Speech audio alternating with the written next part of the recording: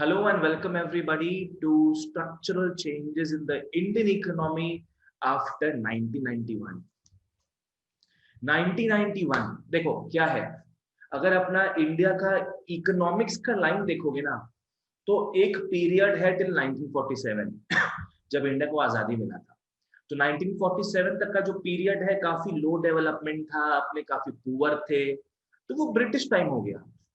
दूसरा जो समय आया इंडिया में वो 1950 से 1990 तक का बात है। उसमें 1950 टू 1990 उस समय इंडिया को नया नया इंडिपेंडेंस मिला था, नई सरकार बनी थी, उनको एक्सपीरियंस नहीं था इतना सरकार चलाने का, बिकॉज ब्रिटिश लोग के समय अपना खुद का टाइप का सरकार बनती होता था वहां पे, है ना। मतलब यूके में बैठ के यहाँ पे चलाया जाता था देश। तो अब सडनली क्या हुआ, आफ्टर इंडिपेंडेंस नया सरकार हमारा बना, तो उससे क्या है, नया नया चुनौती उनको स्वीकार करना पड़ा, उसमें खड़ा उतरना पड़ा। तो 1950 से 1990 के बीच में 5 ईयर प्लान्स उन्होंने स्टार्ट किया। अभी 2017 में शायद 12वां 5th ईयर प्लान खत्म हुआ है। नाउ नो मोर 5 ईयर प्लान्स। तो उन्होंने मतलब उस समय से 5 ईयर प्लान्स बनते गया। हर 5 ईयर प्लान्स में ना कुछ कुछ इंपॉर्टेंट इश्यूज को ठीक करने का बात होता था कि अनटचेबिलिटी हटाएंगे इस 5 साल में, इस 5 साल में सारे विलेजेस को रोड से कनेक्ट कर देंगे, इस 5 साल में इलेक्ट्रिफिकेशन कर देंगे पूरे इंडिया का। तो ये सब अलग अलग चीज था।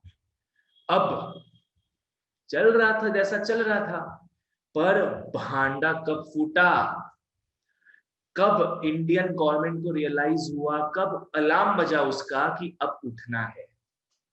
अभी तक जो भी हम लोग कर रहे हैं सब घटिया, सब फालतू काम हो रहा था।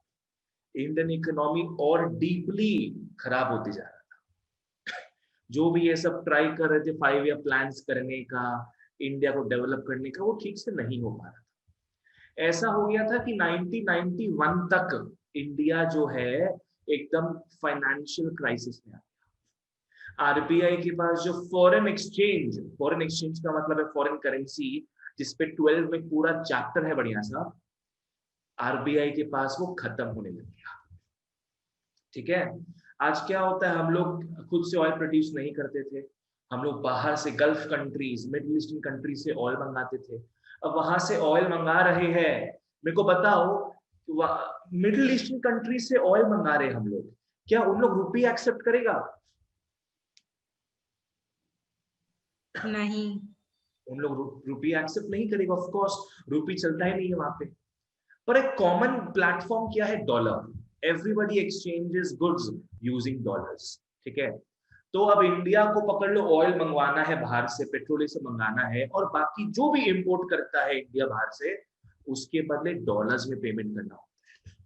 डॉलर्स आरबीआई के पास पड़ा है। तो आरबीआई, हमारा गवर्नमेंट और आरबीआई, सेंट्रल गवर्नमेंट और सेंट्रल बैंक इतना कंगाल हो चुका था 1991 तक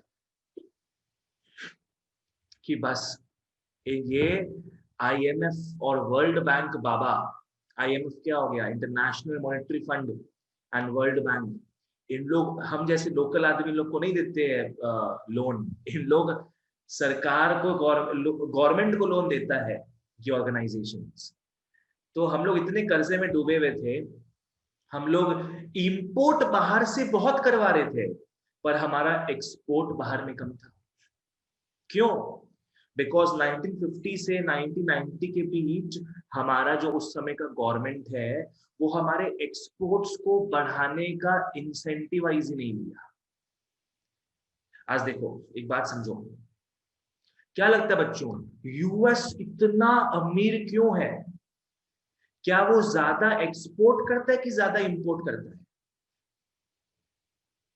एक्सपोर्ट। ज्यादा एक्सपोर्ट करता है। यूएस इतना अमीर क्यों हो गया? बिकॉज भाई सारा ब्रांड्स जो अपने जानते हैं बड़ा बड़ा, सब तो यूएस में है। कितना तो यूएस बॉन्ड मतलब ब्रांड्स है, नाइकी, प्यूमा, रीबॉक, माइक्रोसॉफ्ट पकड़ लो, एप्पल पकड़ लो, एंड्रॉइड पकड़ लो, सब तो यूएस का है। तो यूएस इतना ज्यादा एक्सपोर्ट करता है, तो बाहर का पैसा उसके पास आता है। क्यों यूएस इतना ज्यादा एक्सपोर्ट कर पाता है? बिकॉज यूएस के पास भैया औकात है, उसका वो इंडस्ट्री है, वो इंफ्रास्ट्रक्चर है इंडिया के पास क्या था? कुछ नहीं था। इंडिया का जो गुड्स बनता था वो भी बहुत ही सब स्टैंडर्ड, बहुत ही सो क्वालिटी का। बाहर में उसका पूछ ही नहीं था उस वक्त। समझ में आया? लाइक यहाँ का कोई गाड़ी वाड़ी बन रहा है, एम्बेसडर कार बन रहा है यहाँ पे, जो पहले था ना एम्बेसडर, उसका बाहर पूछ ही नहीं था। बाहर में उससे बढ़िया बढ़िया गाड़ी बिकता है। तो इंडिया एम्बेसडर कार्स तो यहाँ टैक्सी बना के लोग चला रहे थे, और बाहर इंडिया वो एक्सपोर्ट नहीं कर पा रहा था, पर बाहर से मर्सिडीज, ऑडी वॉडी, बीएमडब्ल्यू सब आ रहा था। तो कहने का मतलब क्या है, 1991 के पहले तक अपने बहुत ज्यादा इंपोर्ट करते थे, बहुत कम एक्सपोर्ट कर पाते थे। तो देश का सारा पैसा बाहर चला जाता था और बाहर से कम पैसा हमारे पास आता था। Every country wants to export more and import less, ताकि उसका औहदा बना रहे मार्केट में, वर्ल्ड में। इंडिया के साथ ऐसा नहीं हो पा रहा था। मैंने ऐसा नौबत आ गया था बच्चों की आरबीआई ने बता दिया गवर्नमेंट को कि भैया हमारे पास डॉलर्स का जो स्टॉक है वो अब ऑलमोस्ट खत्म है। ऐसा नौबत आ गया था, आरबीआई बोला कि अब मेरे को लग रहा है कि हम लोग के पास सिर्फ 2-3 हफ्ता का ही फॉरेन करेंसी बचा हुआ है। 2-3 हफ्ते के बाद हम लोग का फॉरेन एक्सचेंज, फॉरेन करेंसी पूरा खत्म हो जाएगा। उसके बाद हम लोग बाहर से पेट्रोल डीजल नहीं मंगा पाएंगे। सोच लो, बाहर से पेट्रोल डीजल अगर नहीं आएगा इंडिया में, सारा इकोनॉमी बर्बाद। Just imagine this thing. अभी तो 80 रुपया, 85 रुपीज पेट्रोल चल रहा है ना। तो जो पेट्रोल नहीं आ पाए इंडिया में बाहर से, सब चीज बंद, सारा इंडस्ट्री बंद। तो उस समय क्या है, फिर कटोरा लेकर हमारे गवर्नमेंट गए आईएमएफ, वर्ल्ड बैंक के पास कि हम लोग को लोन दे दीजिए अब आप लोग अच्छे से प्लीज। हम लोग को पता है हम लोग 10-20 साल से बहुत लोन ले रहे हैं आपसे और ठीक से चुका नहीं पा रहे। इस बार लास्ट आपसे प्रॉमिस करते हैं, लास्ट लोन लेंगे और सब रीपे कर देंगे। पर now it was a wake up call. International monetary fund और वर्ल्ड बैंक दोनों ही हमारे गवर्नमेंट को बोला कि हम लोग लोन दे देंगे आपको नया, कोई चिंता नहीं है, पर पुराने लोन्स की तरह ये भी ना खराब हो जाए। हम लोग देख रहे हैं आपका जो इंडियन इकोनॉमी है पूरा बर्बाद है। यहाँ का जो गवर्नमेंट है ना, वो बहुत ज्यादा है ना, गर्दन मरोड़ के कंपनीज को रखता है। आज एक बात समझो, आज अगर पेरेंट्स पेरेंट्स अगर अपने बच्चों को इतना ज्यादा कस के रखे, लड़का को बोले कि लड़कियों से नहीं मिलना है, लड़की को बोले कि लड़कों से जाके नहीं मिलना है, पार्टी शार्टी नहीं करना है, बताओ तो तब तुम लोग क्या करोगे?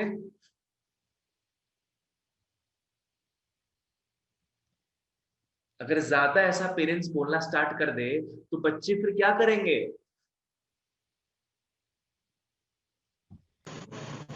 नहीं मिलेंगे। नहीं मिलेंगे। अच्छा, ठीक है, वेरी आज्ञाकारी and that's a good thing. But I am talking about the extreme वाला चीज कि नहीं मिलना ही नहीं है किसी से एकदम। तो उससे क्या होगा, आप लोग का ही ग्रोथ रुक जाएगा, आप लोग में भी शाई रहोगे हमेशा, बहुत मतलब डेवलपमेंट प्रॉपर नहीं हो पाएगा आप लोगों का। तो वैसे ही आईएमएफ और वर्ल्ड बैंक बोला हमारे गवर्नमेंट को कि आप लोग दबोच के रखे हो इंडिया के सारे फर्म्स को, इंडिया के सारे ये एंटरप्रेन्योर्स को। आप लोग का इतना एक्स्ट्रा रेगुलेटेड इकोनॉमी है ना, हर चीज में लाइसेंस चाहिए, हर चीज में। ये मैं 1991 का बात कर रहा हूँ, ठीक है। हर चीज में लाइसेंस चाहिए। आप लोग सोचते हो कि हर हर इंडस्ट्री में, हर सेक्टर में सिर्फ गवर्नमेंट का कंपनी हो, प्राइवेट कंपनी कोई हो ही नहीं। तो इससे क्या होगा, इनएफिशिएंसी रहेगा मार्केट में। इससे क्या, जो सरकारी बाबू है, जो सेंट्रल एम्प्लॉइज, स्टेट एम्प्लॉइज है, जो गवर्नमेंट के अंदर काम करते हैं, उन लोग मस्ती से काम करेंगे, उन लोगों को फर्क ही नहीं पड़ेगा कुछ।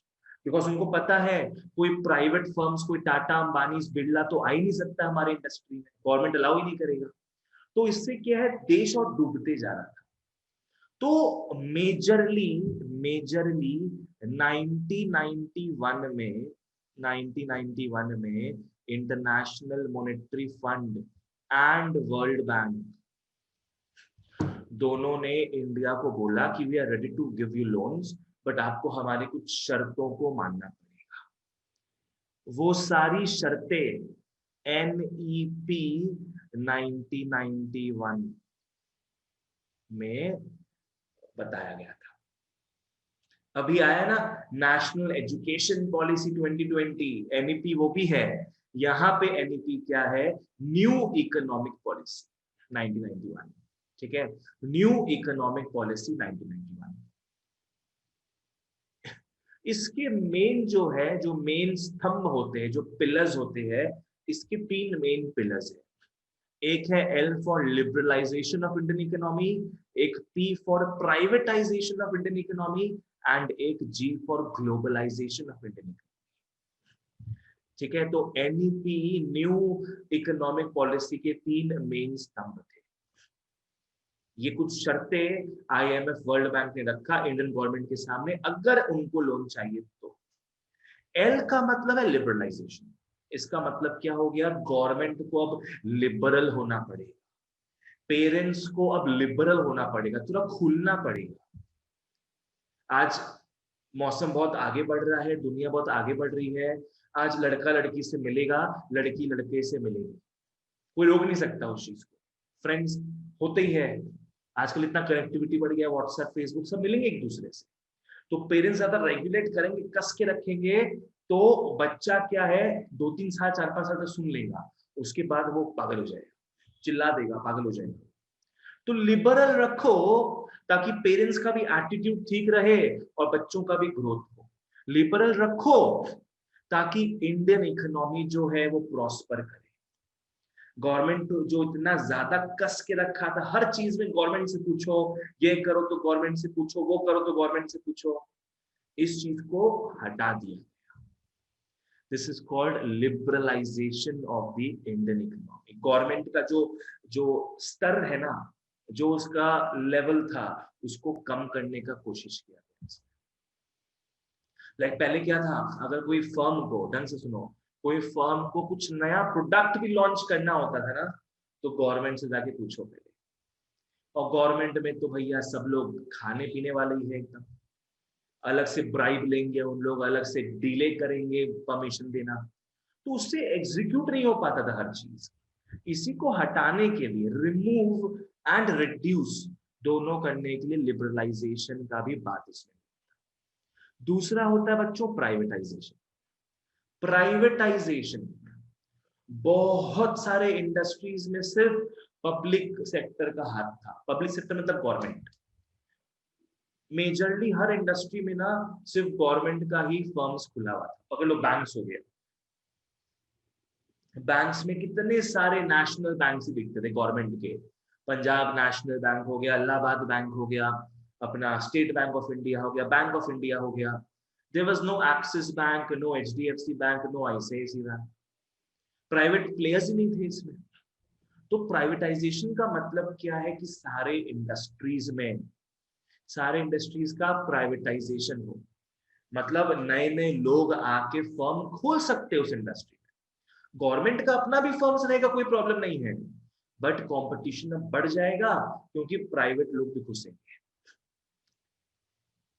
मैं बताता हूं, इंश्योरेंस के दुनिया में एलआईसी, गवर्नमेंट का जो life insurance corporation of India है, ये कम से कम 20-25-30 साल तक मोनोपोली था इसका इंश्योरेंस। कोई इंसान अगर अपना इंश्योरेंस करवाता था तो वो एलआईसी से ही करवा सकता था। सोचो, फिर प्राइवेटाइजेशन के बाद क्या हुआ, बहुत सारे नए नए प्लेयर्स भी आ गए। आप लोग ऐड भी देखते हो, कितने सारे इंश्योरेंस के प्लेयर्स आ चुके हैं, 20-25 प्लेयर आ चुके हैं। So this is what is privatisation, कि सिर्फ पब्लिक फर्म्स ही नहीं रहेगा, अब प्राइवेट फर्म्स भी घुस सकता है। हाँ, पर कुछ कुछ स्पेशल एरियाज है जहां पे पब्लिक सेक्टर ही रहेगा, गवर्नमेंट का ही हाथ रहेगा। से फॉर एग्जांपल डिफेंस। डिफेंस एक ऐसा एग्जांपल मैं ले रहा हूं जो सिर्फ गवर्नमेंट के अंडर ही आता है। एटॉमिक एनर्जी, न्यूक्लियर एनर्जी होता है ना, न्यूक्लियर एनर्जी सिर्फ गवर्नमेंट के अंदर ही आता है। मेरे को बताओ तो, अगर डिफेंस बनाने का सामान, मिसाइल बनाने का, जेट बनाने का सामान, ये सब रॉकेट बनाने का सामान अगर गवर्नमेंट अलाउ कर दे प्राइवेट लोगों को भी अपना फर्म्स खोलने के लिए डिफेंस सेक्टर में, उससे प्रॉब्लम क्या होगा पता है? भैया कॉन्फिडेंशियलिटी नहीं रहेगा, सबको पता चल जाएगा क्या है नहीं है। ठीक है, चलो वो भी सही बोल रहे हो तुम, वेरी गुड। और रीजन क्या हो सकता है? वर्ल्ड वॉर हो सकता है। और वर्ल्ड वॉर? कैसे कैसे? कोई भी किसी के ऊपर भी एटॉमिक बम चला देगा, कोई भी देश के ऊपर अच्छा, चिढ़ के। ठीक है, सही है। ओके, मतलब मेनली क्या है इसमें, पकड़ लो रिलायंस भी क्या है, मिसाइल बनाना स्टार्ट कर दे, टाटा भी मिसाइल बनाना स्टार्ट कर दे। मेरे को बताओ गाइस, जो भी प्राइवेट फर्म्स होते हैं उनका मेन मोटिव क्या होता है? प्रॉफिट अर्न करना। Profit making. प्रॉफिट अर्न करना। तो आज इन लोग मिसाइल बनाएंगे क्यों? ताकि कस्टमर्स को बेच पाए ज्यादा प्रॉफिट देखने के चक्कर में। और इनके कस्टमर्स हम जैसे आप लोग, हम हमारे जैसे लोग नहीं होंगे। इनके कस्टमर्स मिलिटेंट्स होंगे, टेररिस्ट्स होंगे, जो इन लोग से ज्यादा मिसाइल्स लेते जाएंगे, जितना पैसा पे करना है कर देंगे, मिसाइल्स लेते जाएंगे और जहां तोड़ना फोड़ मचाना हो फोड़ सकते हैं। तो कुछ कुछ सेक्टर्स अभी भी रिजर्व है बाय द गवर्नमेंट, ठीक है। ओके, नेक्स्ट है ग्लोबलाइजेशन। ग्लोबलाइजेशन क्या समझ में आता है इससे? ग्लोबलाइजेशन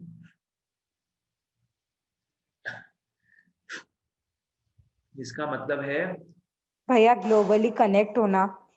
ग्लोबली कनेक्ट होना, ट्रेड को और बूस्ट करना। जो भी बाधाएं ट्रेड को रोकती है between India and other countries, उसको हटा देना।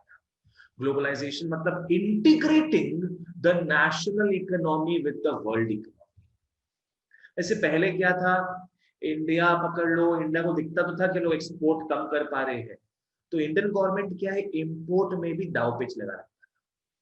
There was a quota system, QUOTA, quota system. Quota system मतलब क्या हो गया कि इंडिया से किसी को अगर कुछ सामान मंगाना है बाहर का, तो वो जितना चाहे उतना नहीं मंगा सकता।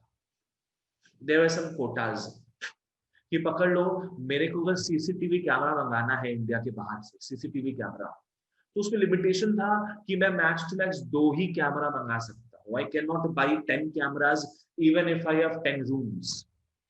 तो मेरे को 2 ही कैमरा मंगाना पड़ेगा ताकि इंपोर्ट थोड़ा कम रहे, हम लोग कम इंपोर्ट करें बाहर से। तो ऐसा कोटास वोटास था। फिर हम लोग क्या बहुत ज्यादा टैक्स रखे हुए थे इंपोर्टेड गुड्स के ऊपर।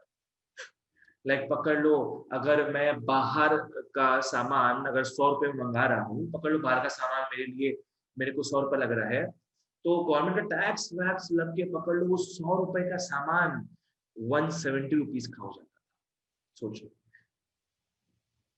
मतलब 10,000 का अगर आप मोबाइल फोन मंगा रहे हो बाहर से, 10,000 का कितना पड़ेगा एक्चुअली? 17,000। 7,000 रुपया गवर्नमेंट टैक्स लग जाता था इम्पोर्ट्स के ऊपर। समझ में आ रहा है? तो ये सब चीज गवर्नमेंट क्यों करता था? ताकि हम लोग कम इंपोर्ट करें बाहर से। तो ग्लोबलाइजेशन का मतलब है ये सब चीज को सबको हटाना। ग्लोबलाइजेशन का मतलब है बाहर का कोई फर्म्स अगर इंडिया में आके मैकडॉनल्ड्स बेचना चाहे, KFC बेचना चाहे, पिज्जा हट, डोमिनोज बेचना चाहे अगर, तो उन लोग आ सकते हैं इंडिया में, कोई रोक टोक नहीं है, ठीक है। और हम कुछ बाहर से इंपोर्ट भी करवा रहे हैं सामान, तो कोटा वोटा सब हटा दो। ये ग्लोबलाइजेशन का बात है।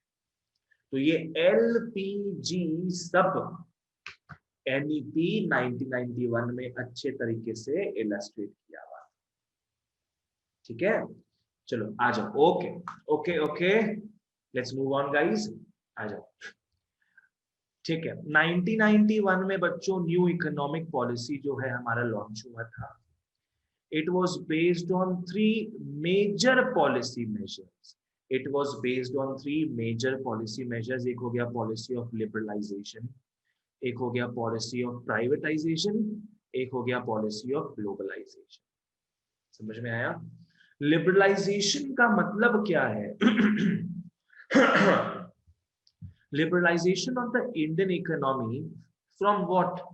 From various types of controls, licensing and permissions which regulated the industrial sector before 1991.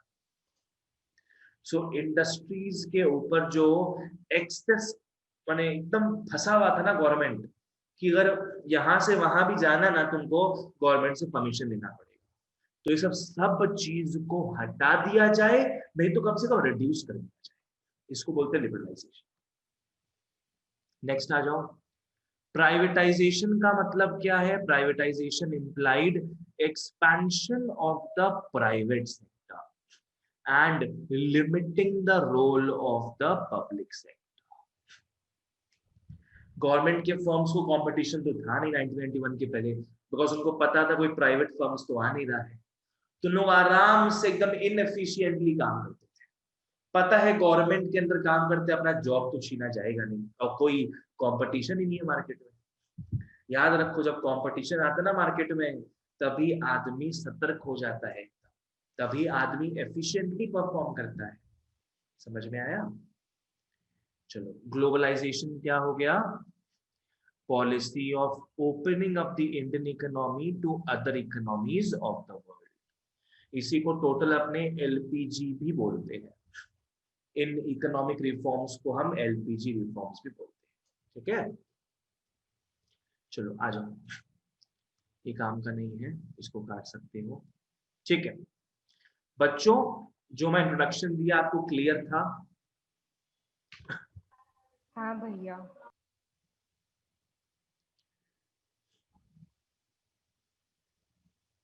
बोलते जाओ, लिखते जाओ फटाफट।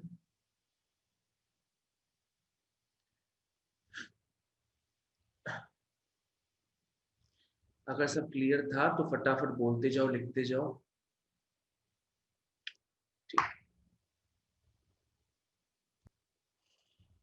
ठीक है, आ जाओ।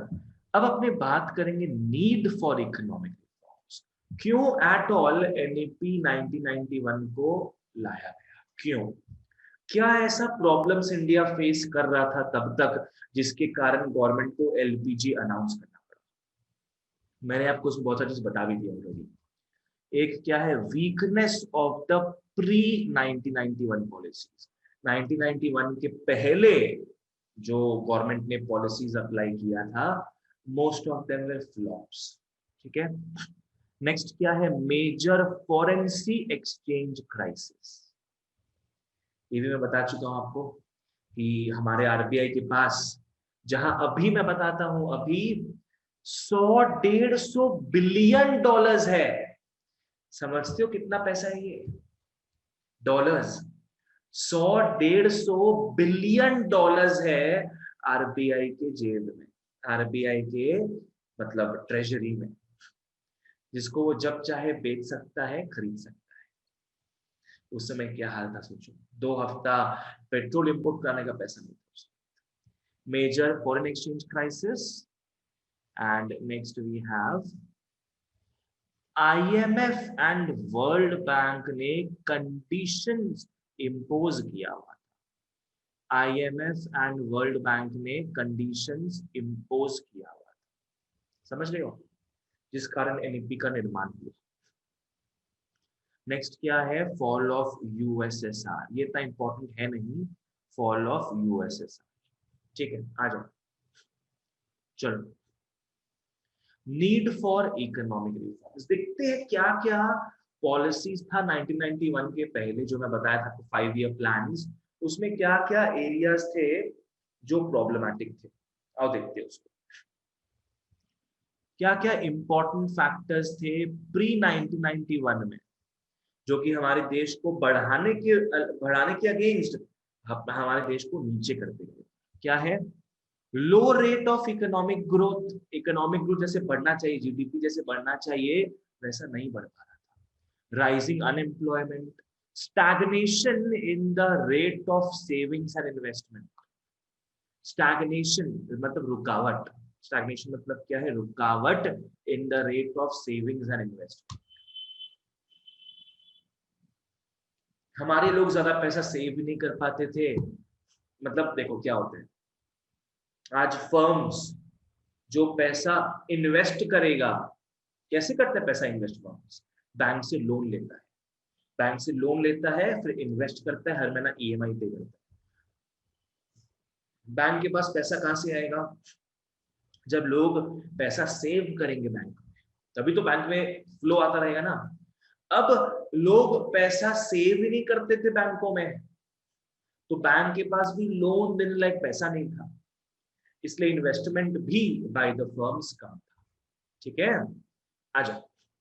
नेक्स्ट क्या है, poor performance of the public sector industry. जैसा मैं बताया आपको कि जो पब्लिक सेक्टर फर्म्स ना, जो गवर्नमेंट फर्म्स थी, पुअर परफॉर्मेंस था उनका, डिसमल परफॉर्मेंस एकदम। मतलब क्या था इसमें कि उनको तो भैया लगता था कि मैं तो अनटचेबल हूँ, मतलब आई can not be touched bye anybody, मेरा जॉब सिक्योर है, मैं अगर काम करता भी हूँ फर्म में तो भी ठीक है, नहीं भी करूंगा तो भी ठीक है। तो ऐसे करते करते हर क्वार्टर बाय क्वार्टर जो पब्लिक कंपनीज है ये खराब रिजल्ट। नेक्स्ट क्या है, इनएडिक्वेट इंफ्रास्ट्रक्चरल फैसिलिटीज, ना कहीं स्कूल था ना कहीं हॉस्पिटल, ये सब था, सब कुछ खराब। नेक्स्ट है industrial licensing policy. Industrial licensing policy का मतलब क्या हो गया कि इंडस्ट्री में किसी को घुसना हो तो लाइसेंस लो, और लाइसेंस भी ऐसा भैया महीना महीना लग जाता था लाइसेंस पाने में। उन लोग बोलते थे, सरकारी बाबू बोलते थे इन लोग को कि ठीक है 2 महीना वेट कर लो, लाइसेंस मिल जाएगा, तुम 2 महीना वेट कर लो। कभी यहाँ भेजते, कभी वहां भेजते, कभी वहां भेजते, और बोलते फिर कि अच्छा एक काम करो, अगर तुमको फटाफट लाइसेंस चाहिए तो मैं कुछ जुगाड़ बैठा सकता हूँ, नीचे से मेरे को 2 लाख रुपया एक्स्ट्रा दे देना। देखो, तो there was very huge corruption. ठीक है, लाइसेंसिंग में भी, अगर किसी को कोई ब्रांच भी खोलना नया, लाइसेंस लो उसके लिए भी। किसी को नया प्रोडक्ट भी लॉन्च करना है, अगर पकड़ लो सोनाक्षी सिन्हा जैसे आती है ना, कोलगेट आपके टूथपेस्ट में नमक है, अगर नमक का मात्रा भी बढ़ाना हो अगर, तभी भी परमिशन लेना पड़ेगा। तो बहुत ही फालतू सा, घटिया सा एकदम लाइसेंसिंग सिस्टम था। And growth of monopolies, because market में कोई घुस नहीं पा रहा था ना, तो जो एकाध कंपनीज उस सेक्टर में, उस इंडस्ट्री में मौजूद है, वही आगे बढ़ते जा रही थी, बिकॉज नए लोग तो घुस नहीं पा रहे थे, लाइसेंस नहीं मिल पा रहा था उनको। सो ये सब का काफी वीकनेस था, काफी प्रॉब्लमैटिक पॉलिसीज थी हमारी, जो 1991 में इतना मेजर क्राइसिस लाई। ठीक है, सो एक मेन रीजन ये हो। भैया थोड़ा stagnation in the rate of domestic savings फिर से समझा दीजिए ना। ये बताए क्या, stagnation in the rate of savings and investment, ये बताए ना। हाँ भैया। देखो, हाउस होल्ड पैसा सेव करता है, कहाँ पैसा सेव करेगा हाउस होल्ड? बैंक में। बैंक में हाउस होल्ड पैसा सेव करता है तो बैंक के पास बहुत धनराशि जमा हो जाती है। बैंक क्या करेगा? बैंक उसको लोन पे दे देगा फर्म्स को। पकड़ लो अंबानी, रिलायंस का जो अंबानी है, वो भी भैया 20,000 करोड़ रुपया तो लेके पैदा नहीं हुआ, लोन लेता गया, उसको इन्वेस्ट करता गया, प्रॉफिट कमाता गया और लोन लेता गया, ऐसे होता ना ये चीज। तो बैंक के पास बहुत पैसा आ गया, अब बैंक लोन देगा, लोन देगा फर्म्स को लोन लेंगे और इन्वेस्ट करेंगे। पकड़ लो मैं फर्म हूं, मैंने 1 लाख रुपए बैंक से लोन लिया और मैं इन्वेस्ट कर दिया बेंचेस बनाने में, एसी खरीदने में, लैपटॉप खरीदने में। समझ में आ रहा है? अब अगर लोग कम सेव करें, स्टैग्नेंट हो जाए, रुक जाए, ठीक है, कम सेव करे बैंक में पैसा, तो बैंक के पास पैसा भी नहीं आएगा, तो बैंक लोन में पैसा कैसे दे पाएगा फर्म्स को? नहीं दे पाएगा ना। तो वही चीज है, उससे देश का कौशल विकास नहीं होगा। हाँ भैया, क्योंकि उस टाइम में लेस इनकम भी होता था। वही चीज है। ठीक है, ओके। हाँ। चलो आगे बढ़ते हैं, अब अपने आते हैं फॉरेन एक्सचेंज क्राइसिस। कैसे इंडिया का वाट लगना स्टार्ट हो गया 1991 तक। ठीक है, आ जाओ। Indian economy faced an acute shortage of foreign exchange. हमारे आरबीआई की तिजोरियों में जो भी डॉलर्स की धनराशि जमा थी, वो धीरे धीरे करके खत्म होती गई। सबसे मेन रीजन क्या था इसका? Because there was a war in the Gulf countries of Iraq and Kuwait. इसको अपने बोलते हैं गल्फ वॉर। इसके बारे में विकिपीडिया गूगल में पढ़ लेना। 1991 में क्या है, गल्फ वॉर छिड़ गया। Between Iraq and Kuwait. Middle eastern countries में है ये, एक्चुअली यहाँ 8-9 कंट्रीज है मिडिल ईस्टर्न कंट्रीज में, मिडिल ईस्टर्न एरिया में, जो ऑयल सप्लाई करता है। अब इराक और कुवैत के बीच में जंग छिड़ गया, जिस कारण वर्ल्ड ओवर क्राइसिस हो गया। बिकॉज अब पेट्रोल आए नहीं आए, इन लोग तो बंद कर देंगे पेट्रोल बेचना, इन लोग वॉर में अभी जुटे हुए हैं, इन लोग पेट्रोल पर एक्सपोर्ट नहीं करे तो इंडिया कहां से इंपोर्ट करेगा पेट्रोल। तो उस समय क्या है, क्योंकि सप्लाई कम था पेट्रोल का, ऑयल का बोल लो, सप्लाई कम था ऑयल का, डिमांड तो भैया एवरग्रीन रहता ही, ये सब चीजों का सारे इंडस्ट्रीज में चाहिए, गाड़ी घोड़ा में चाहिए। तो उससे क्या हुआ, जो भी कम सप्लाई वाला पेट्रोल है उसका प्राइसेस शूट अप होने लगे। अब सडनली आरबीआई देखा कि जहां इतना रुपया लगता था पेट्रोल का, वहां इतना रुपया लगने लग गया पेट्रोल का। मेरे को बताना, इससे आरबीआई के पास जो फॉरेन करेंसी है वो कम होगा कि बढ़ेगा? कम होगा। कम होगा। आरबीआई के पास जो फॉरेन करेंसी है वो तो कम हो जाएगा ना, बिकॉज ह्यूज पेमेंट वो कर चुका होगा इस दौरान जब प्राइसेस बढ़े हुए थे। तो उससे भी क्या है, फॉरेन एक्सचेंज क्राइसिस आ गया इंडिया में, फॉरेन करेंसी क्राइसिस आ गया। तो उससे क्या हुआ, प्राइसेस बढ़ गया and as a result oil import bill जो है वो भी बढ़ गया। बस आरबीआई तो गयो। सेकंड क्या था, इंडिया का जो एक्सटर्नल डेट है, एक्सटर्नल डेट मतलब क्या है, loan taken from foreign sources. What is external debt? देखो, इंडियन गवर्नमेंट लोन ले सकता है हम जैसे पब्लिक से भी, आरबीआई से भी लोन लेता है और फॉरेन से भी लोन लेता है। तो अगर इंडिया बाहर से लोन ले तो उस सर के बोझ को अपने बोलते एक्सटर्नल डेट। तो जैसा मैंने बताया, इंडिया का तो वाट लगते ही जा रहा था 1950 से 1990 तक। सारे जो भी पॉलिसीज वो लगा रहे थे, इंटेंडेड रिजल्ट अचीव नहीं कर पा रहे थे। पर गवर्नमेंट को तो देश चलाते रहना है। तो गवर्नमेंट क्या है, बाहर से पैसा लेते जा रहा था। अब गवर्नमेंट बाहर से पैसा लेगा तो प्रिंसिपल का तो पेमेंट करना ही है, साथ में इंटरेस्ट का भी पेमेंट करना है। और गवर्नमेंट के पास पैसा था नहीं इतना, तो गवर्नमेंट पुराना लोन चुकाने के लिए कहीं नई जगह से लोन लेता था। सोचो, उस पर भी इंटरेस्ट होता था। तो सारा चीज जो है ना भैया 1991 में आके एक बार में गवर्नमेंट के सर में फटा। सो India's external debt had increased over time. The burden of interest and repayment of principals was very large. Fresh debts were being denied by the international institutions. भैया पुराने लोन तुम चुका नहीं पा रहे हो, तुमको नया लोन कैसे दे दे हम? बोलो कैसे दे दे हम तो नहीं देंगे। तो वही चक्कर हो गया। This resulted in further drying up of foreign exchange. तो आरबीआई के पास जो और बच्चा कुचा फॉरेन एक्सचेंज था, वो भी सबको, गांव दुनिया को पेमेंट करते करते भाई खत्म हो गया। समझ में आ गया? चलो, थर्ड क्या है, एनआरआई कौन होता है समझते हो? Non residential Indian. कहाँ रहते हैं इन लोग? इंडिया से बाहर। इंडिया के बाहर रहते, बिल्कुल सही। Foreign. These are people of Indian origin जो इंडिया के बाहर चले गए, may be because of job and all, वहां बस गए। ठीक है, तो इन लोग भी क्या है, अपने देश में रिटर्न पैसा भेजते हैं। समझ में आया?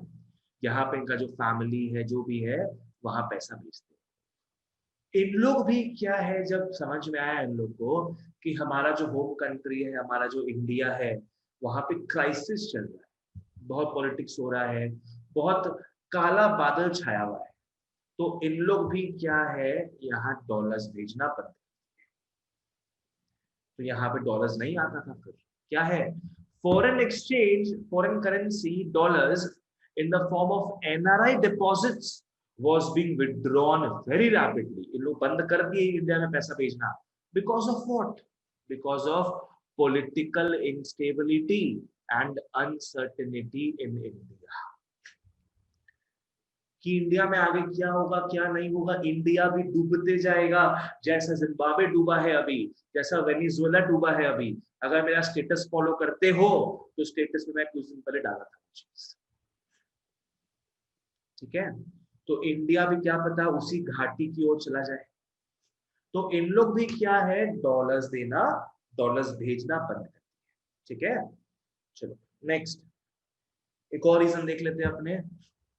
फाइनली क्या है, फाइनली अपने को पता है कि इंपोर्ट्स जो है वो एक्सपोर्ट से हमेशा ज्यादा होता था कि कम होता था, बताओ। ज्यादा। ज्यादा। हम हमेशा इंपोर्ट्स भयंकर करवाते थे और कम ही हम सामान बेच पाते थे, बिकॉज हमारे डोमेस्टिक गुड्स का डिमांड ही नहीं था बाहर। हमारा इतना इंफीरियर क्वालिटी का गुड्स था। अरे इंडियन मेड है, छी। जैसे मैं बोलते ना कि चीनी माल है, चाइनीज मेड है, छी, टूट जाएगा, खराब हो जाएगा ये। वैसे पहले लोग इंडिया के लिए बोलते थे।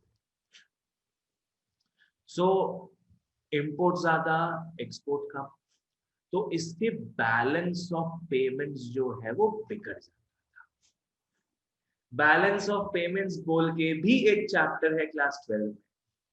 बैलेंस ऑफ पेमेंट्स बात करता है export value minus import value. अगर हम ज्यादा एक्सपोर्ट करेंगे, कम इंपोर्ट करेंगे, तो बीओपी बढ़िया रहेगा, हमारे बैलेंस ऑफ पेमेंट्स अपने लिए फेवरेबल रहेगा। It's a good thing for our country. अगर हम ज्यादा एक्सपोर्ट कर पा रहे हैं, पकड़ लो हम 100 रुपए का एक्सपोर्ट कर पा रहे हैं और हम इंपोर्ट कर रहे हैं सिर्फ 70 रुपए का, तो 30 रुपया हम एक्स्ट्रा एक्सपोर्ट कर पा रहे हैं, 30 रुपया हमारे पास एक्स्ट्रा आ रहा है। सो यहाँ balance of payments is good for our country. पर यहाँ तो भैया इंपोर्ट्स काफी ज्यादा, एक्सपोर्ट्स काफी कम था, तो बैलेंस ऑफ पेमेंट्स में डेफिसिट हो गया, कमी आ गई, and it's a very bad thing for an economy, ठीक है। तो लाइक पकड़ लो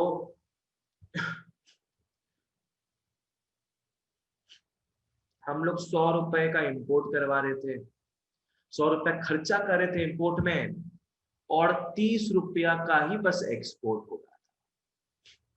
तो डेफिसिट कितने का हो गया? डेफिसिट हो गया 70 रुपए। ढंग से फॉलो करना, बहुत इजी कॉन्सेप्ट है, ढंग से फॉलो करो।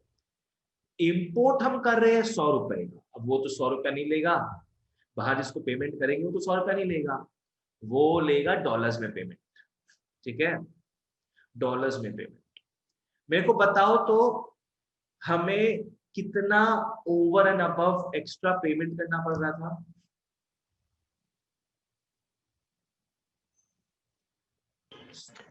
₹70 का।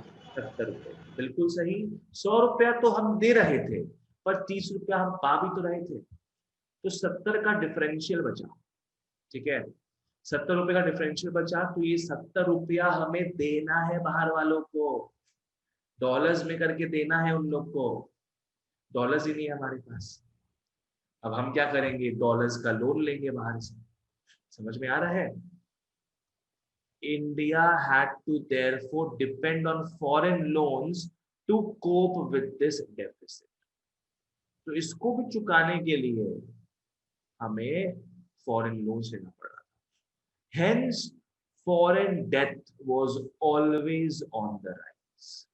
फॉरेन डेट हमेशा ही बढ़ती जाती है, ठीक है, हमेशा ही फॉरेन डेट बढ़ती जाती है, ठीक है। ओके, ऐसा आ गया था बच्चों। Very soon the foreign exchange crisis took a serious turn. 1991 में सब सारा क्लाइमैक्स हो गया गवर्नमेंट के माध्यम से। क्या है, ढंग से फॉलो करने बता चुका हूं ऑलरेडी मैं।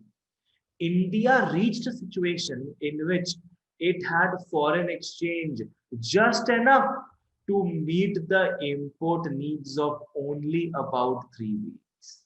बस खत्म,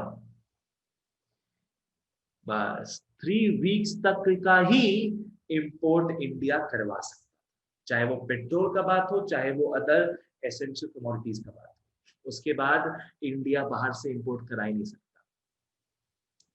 तो हम लोग बस है ना एकदम गिरने वाले थे, एकदम मतलब तालाब क्या, पूरा ओशन के पास पहुंच चुके थे, अपने बस उसमें गिरने ही वाले थे। हे भगवान।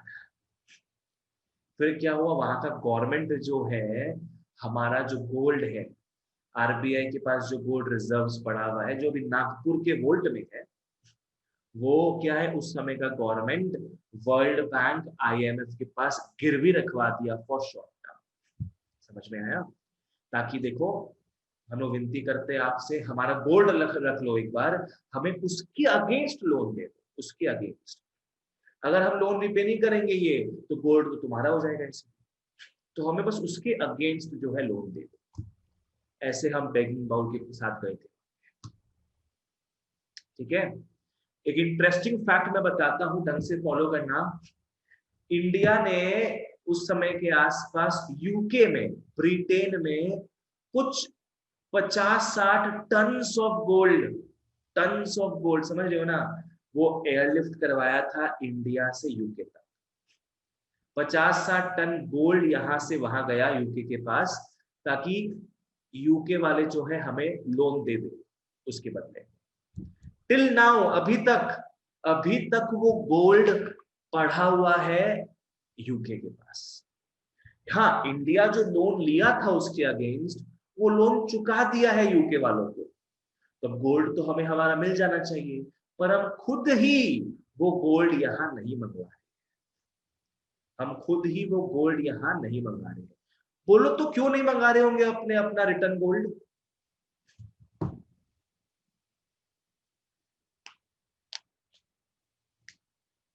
हमारा गोल्ड वहां पड़ा हुआ है अभी भी, हम अपना गोल्ड वहां से नहीं मंगा रहे हैं। इसका मेन रीजन पता है क्या है?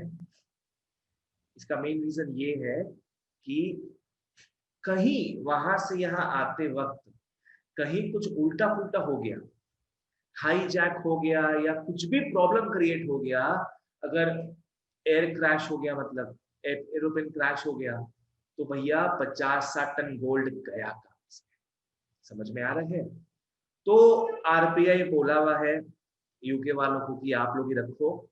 हाँ, ये गोल्ड क्योंकि आपके पास पड़ा है, तो आरबीआई बोलता है हम लोग को इंटरेस्ट दोगे, आप इंटरेस्ट दोगे। ऐसा मान लेंगे कि अब हमारा गोल्ड आप लोग यूज कर रहे हो, तो उसके बदले इंटरेस्ट दोगे। तो आज भी आरबीआई का जो बैलेंस शीट है, उसमें वो जो गोल्ड वहां रखा हुआ है ना, आरबीआई उसको एज एन एसेट ट्रीट करता है। ये आरबीआई का एसेट है, ठीक है ना? समझ में आ गया? चलो ठीक है, ओके। नेक्स्ट। भैया फॉरेन एक्सचेंज रेट कैसे डिटरमाइंड होता है? तुम बार बार हर क्लास में पूछती मैं किस तरह से? अरे नहीं, मेरे को ये जानना है। अरे बाबा, इसका जैसे इतना एक जल्दी समझ नहीं आएगा तुमको ये सब चीज। देखो, इतना सा संक्षिप्त में समझ लो एक चीज, कि जो भी करेंसी का ज्यादा डिमांड होगा, उसके नखरे उतने ही बढ़ेंगे, उसका वैल्यू उतना ही। और जो करेंसी का मार्केट में ज्यादा सप्लाई होगा, उसका वैल्यू घटेगा, उसका वैल्यू गिरेगा। आज अगर क्या बोले, छोड़ो, बच्चे हो तुम लोग, वैसे एग्जाम तो दे नहीं सकते हम, चलो कोई बात नहीं है, ठीक है। याद रखो बस, डिमांड जो करेंसी का ज्यादा होगा वर्ल्ड में, उसका वैल्यू बढ़ेगा, और डिमांड जिसका कम होगा, सप्लाई जिसका ज्यादा होगा, उसका वैल्यू घटेगा। यूएस का डॉलर्स का बहुत डिमांड है वर्ल्ड ओवर, इसलिए उसके नखरे बढ़ते जा रहे हैं, उसका वैल्यू बढ़ता है, ठीक है। और चाइना क्या कर रहा है ना, चाइना ट्राई कर रहा है कि वो यूएस के डॉलर्स को अपने चाइनीज युआन से रिप्लेस कर दे। इसलिए चाइना बहुत हेवीली गरीब गरीब कंट्रीज में इन्वेस्ट कर रहा है, ताकि उनको अपना नौकर बना सके, और टाइम आने पे उनको यूज कर सके। ठीक है, आ जाओ। ओके, एक काम करेंगे जूही टपालिया, 12 में पहला चैप्टर स्टार्ट कर लेंगे, फॉरेन एक्सचेंज। ठीक रहेगा तुम्हारे लिए? जैसा आप बोलो भैया। हर क्लास में ना तुमको यही जानने चाहिए कि फॉरेन एक्सचेंज कैसे डिटरमिन होता है। ठीक है, आ जाओ। क्या तो खाली सुनते आ रहे, ऐसे होता है, इतना रुपया का इतना डॉलर्स है, तो क्यों होता है वो समझ में आ जाया। मेनली इसीलिए होता है because of demand and supply, ठीक है। ओके, अगर लोग इंडिया के जो रुपीज है, इंडिया का रुपीज जो उसका डिमांड बढ़ा दे वर्ल्ड ओवर, तो अपना भी वैल्यू बढ़ता जाएगा। अभी जो ऐसा सिनारियो है ना, $1 इज 75 रुपीज के आसपास है, $1 इज पकड़ लो 60 रुपीज हो जाएगा। It's a very good sign for us, क्योंकि जहां 75 रुपया वेस्ट करते थे एक डॉलर खरीदने में, अब हम सिर्फ 60 रुपया वेस्ट करेंगे एक डॉलर खरीदने में। तो it's a good sign for us, ठीक है। ओके, ठीक है, चलो ये सब चीज तो था ही। साथ में IMF और वर्ल्ड बैंक भी खुद से साइन करवा दिया इन लोग, इंडियन गवर्नमेंट के साथ, कि आपको ये सब लागू करना ही पड़ेगा। समझ में आया? So government of India was pushed to the wall कि तुमको करना ही पड़ेगा, तभी लोन मिलेगा, नहीं तो लोन नहीं देंगे। It had to approach the IMF and World Bank to tide over the crisis. IMF, World Bank agreed to help, but under certain conditions कि आप अपने इकोनॉमी को जो घटिया तरीके से चलाते थे अभी तक, अब आपको ठीक करना पड़ेगा, ठीक है।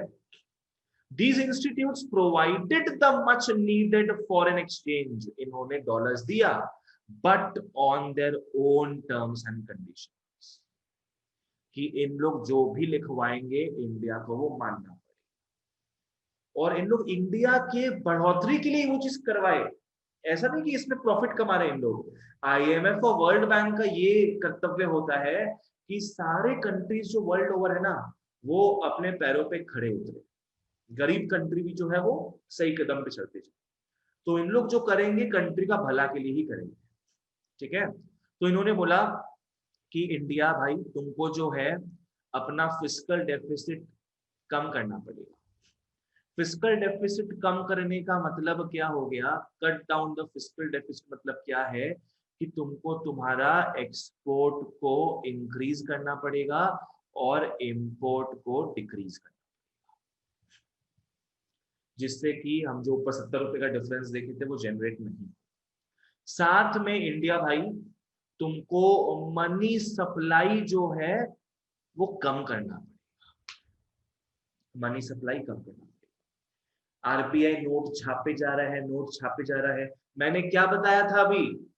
अगर कोई करेंसी का सप्लाई मार्केट में बढ़ जाए तो उसका वैल्यू बढ़ेगा कि घटेगा? घटेगा। घटेगा। कोई भी देखो, आज RBI के पास तो प्रिंटिंग मशीन है ना, वो क्यों अनलिमिटेड अमाउंट में रुपए नहीं छाप रहा है? छाप सकता है अनलिमिटेड अमाउंट में रुपए, पूरा गरीबी एक ही शॉट में खत्म हो जाएगा, गरीबी जो है एक ही शॉट में खत्म हो जाएगा।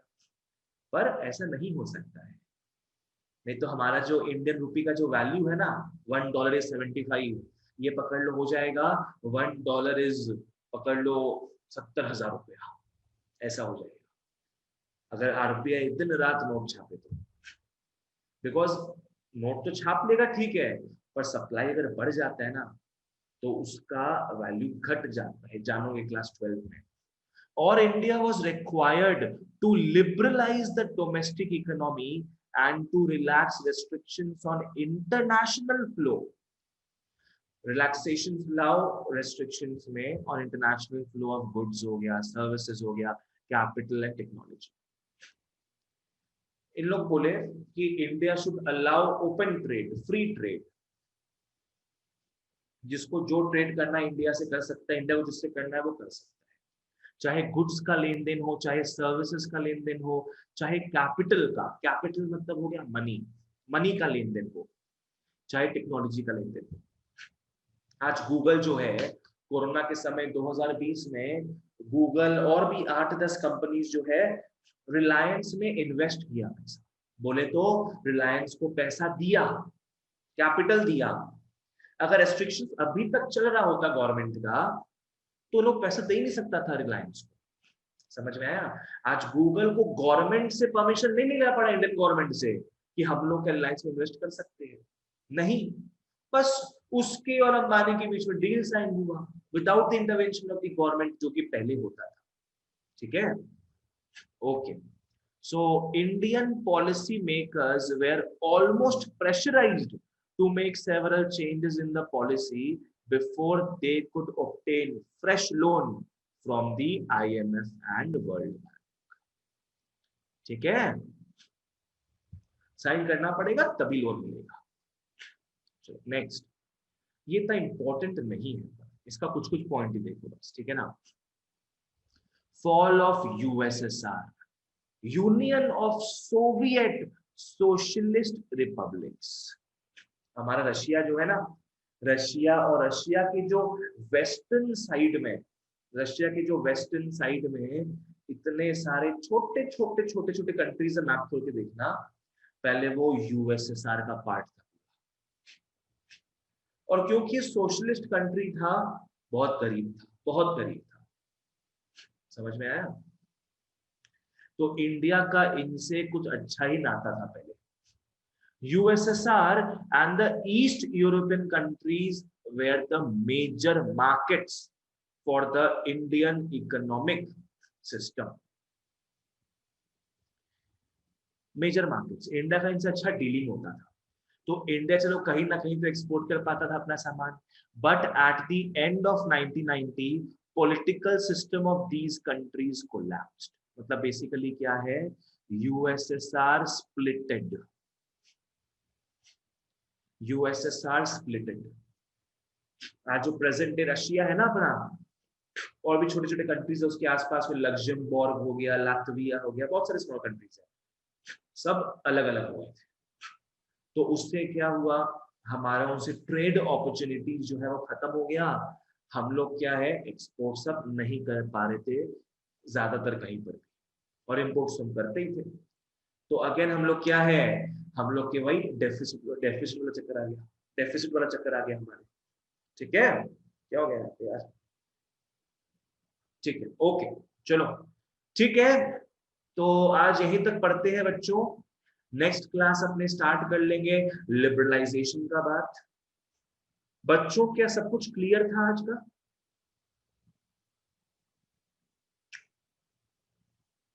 Yes sir. Yes, sir. बहुत बढ़िया. Okay, so that's all for today. Thank you so much and bye bye.